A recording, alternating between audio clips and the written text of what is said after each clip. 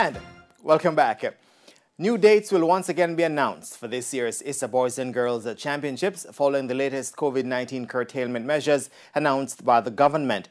New weekend curfews to run from Saturday, April 17 until May 4, in addition to ISA not yet getting government approval for champs, has forced them to find a new date for the highly anticipated 5-day meet.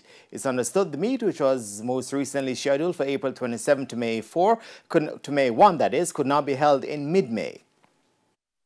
We would want to ensure that champs is out of the way some weeks before we have students sitting their final exams. So I would say that we have, definitely after the end of April, because we cannot do this in April again, but at least a few weeks before exams begin in mid-June.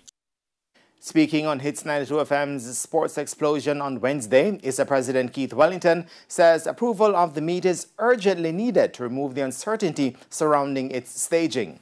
Decision now, because remember, it is going to cost a lot of people a lot of money to continue the preparation, and if there is uncertainty, I don't think that those who are involved, and not just the sponsors but the schools themselves, would want to continue to invest hard-earned money that is not readily available with the level of uncertainty that would exist if there's no indication that it has been approved.